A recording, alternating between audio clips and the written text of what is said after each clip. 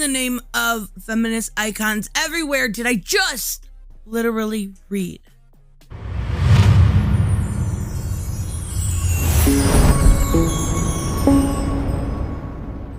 Hey guys, it is Tristan with Nerdettes Newsstand, and I just finished reading the third and final volume of Grant Morrison's Wonder Woman Earth 1, and I'm speechless. We really need to talk about this, but before I rant too much, I'm getting a little bit ahead.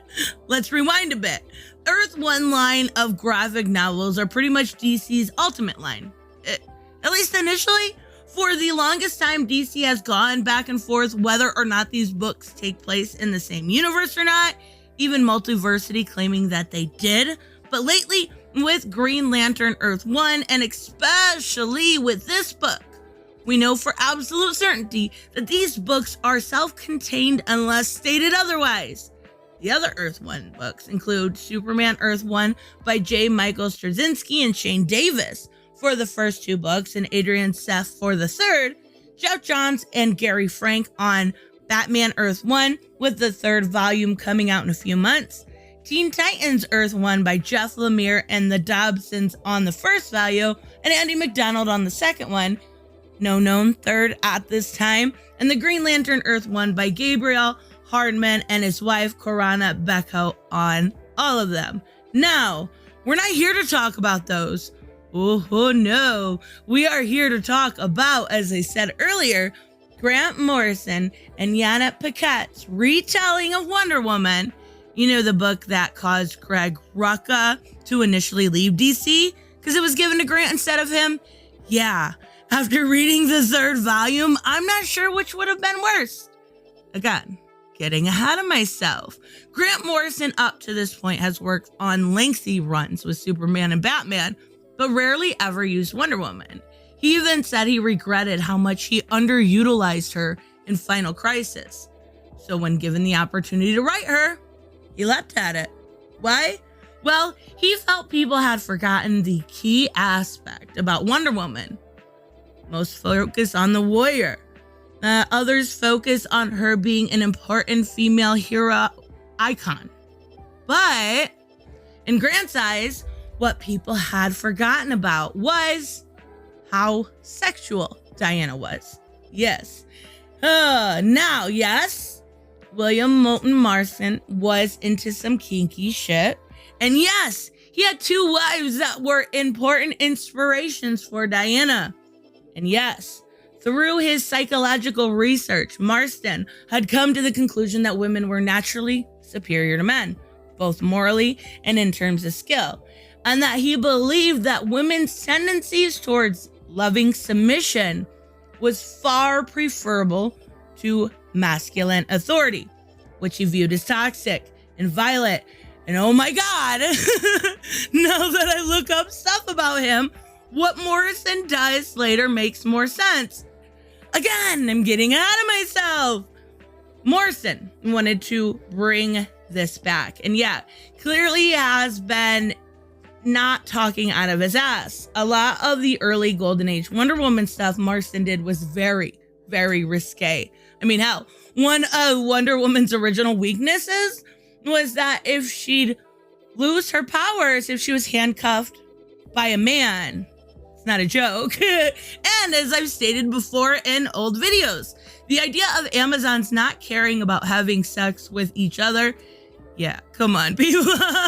You're a bunch of incredibly attractive, physically strong women stuck on an island.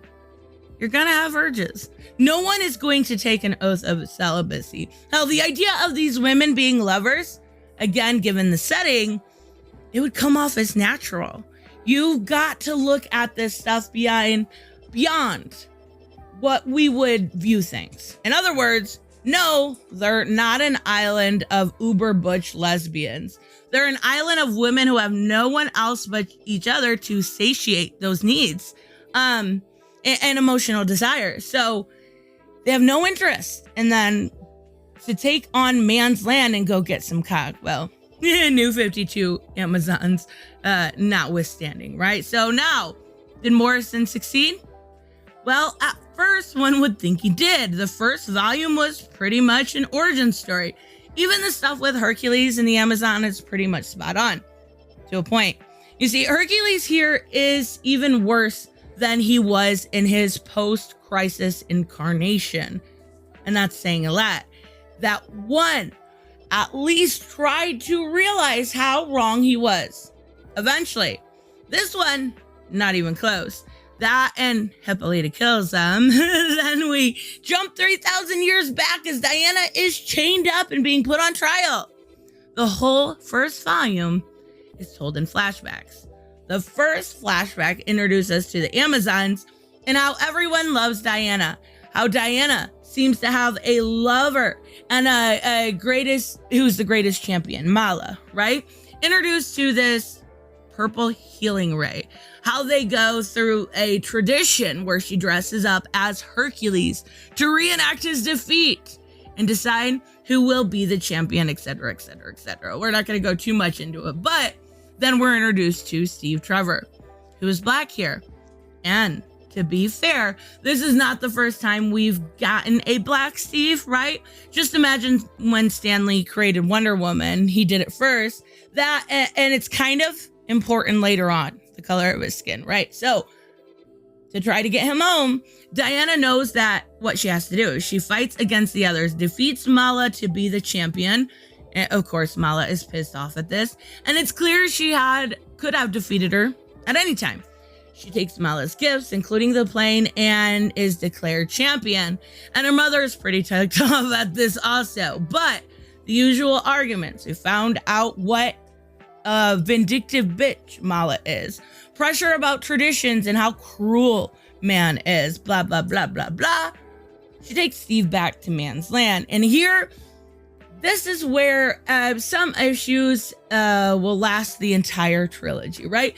Now, it's hard to say if Morrison is saying all of this because he really believes it, or he is trying to set it in a world that Diana actually succeeds in her mission of bringing peace to man's world and doing it through Marston's belief about submission. Because good Lord, does Morrison lay it on thick.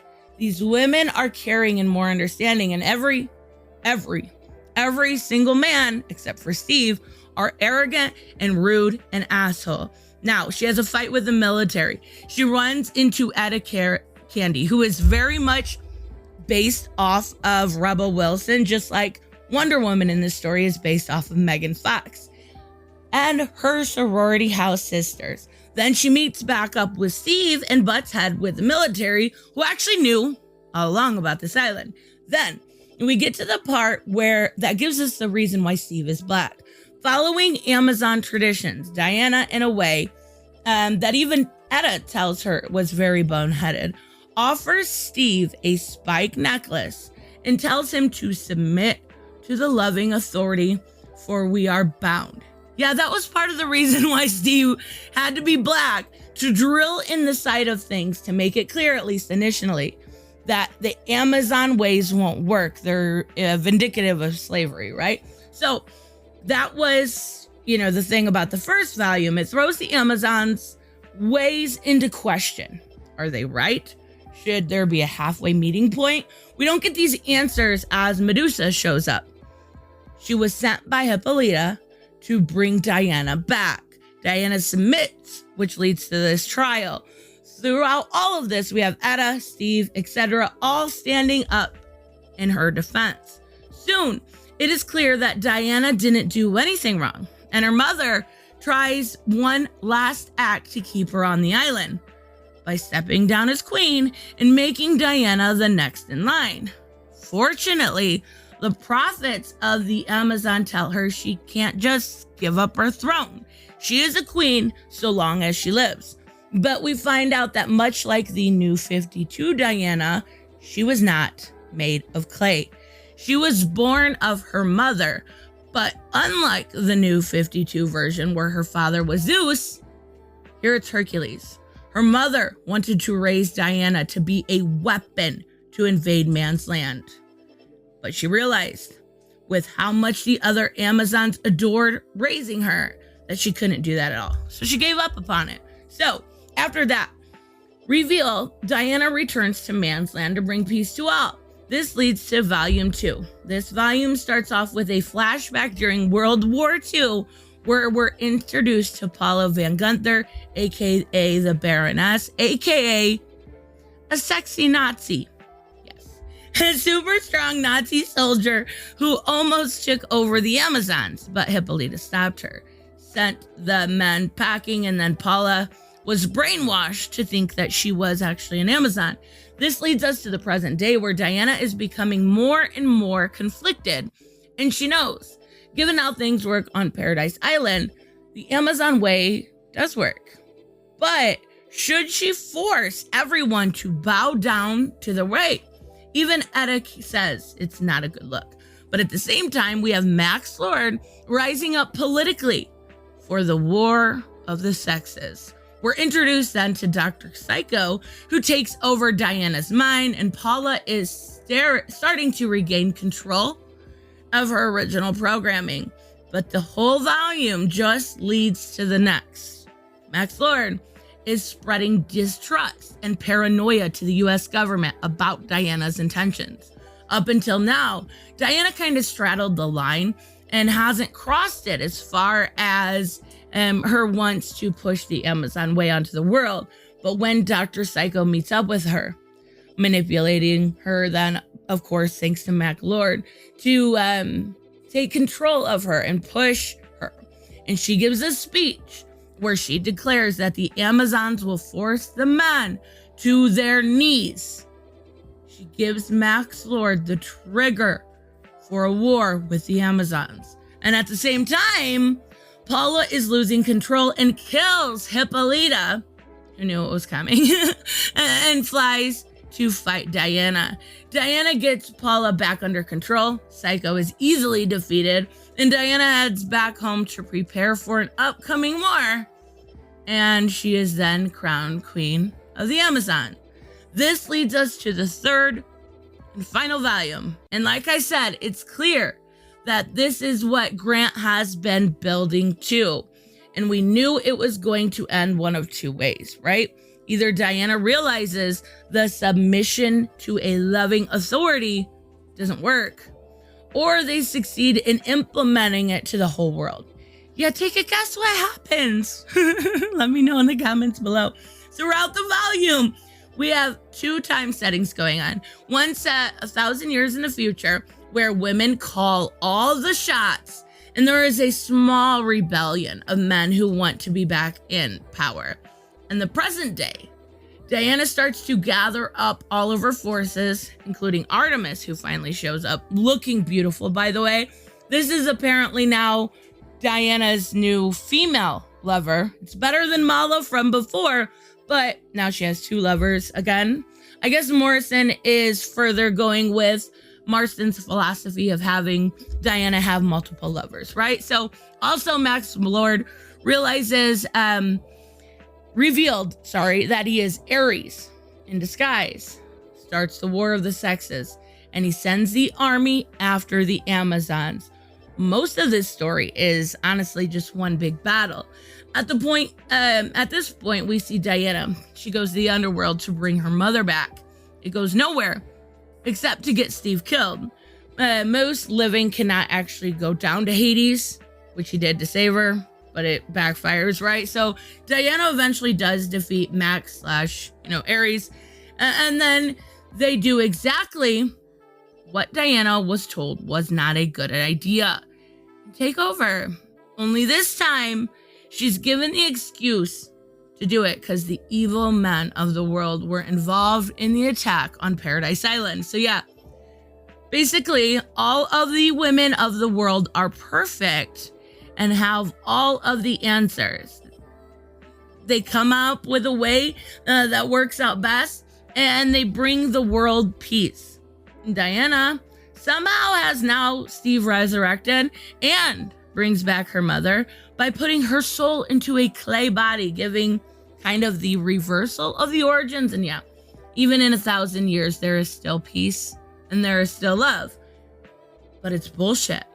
Even if Grant was trying to bring Marston's belief to a logical conclusion, he needed to make every man in the world bad, save for Steve, of course, and a handful of others. They made them all absolute assholes who needed a woman to tell them what to do. And all the women were perfectly innocent. Even in fiction, that's impossible. I mean, what does this say about people like Hillary Clinton or many other women who actually do know or don't know what's best? Or just, does Diana trust everybody? I'm not saying that Morrison actually believes this crap. He's written many other stories that shows us otherwise. But I think that he didn't ask himself if it was the story that needed to be written. He just wrote it. And the facts, he filled the dialogue with the men with extreme MRA stereotypical crap. It's bad. But I will say this, the art is gorgeous. And again, the idea of Grant bringing in the Golden Age Wonder Woman fully realized. Did it need to be done though? It didn't need to be done. Maybe we can look at this as a very unlikely Marston's belief if that could ever happen, because it relies way too much on women being perfect, men being the worst thing ever. So maybe Grant was making this all a parody, but who knows? Either way, this was such a pain to read. Grant, you're a very talented man. Stick with the talent, not the MRA talking points, the men bad talking points. The women need multiple lovers and polygamy, and it's just enough. It really is. It really is. So let me know what you guys think of the Wonder Woman Earth 1 stuff. It's a mess to read. And if you want something that's going to relatively pique your interest, but also at the same time irritate you, this is the perfect choice for you. Anyways, let me know, of course, what you guys think about all this. If you read it, let me know in the comments below. Like, subscribe, all that fun stuff. I will see you in the next one. Bye-bye.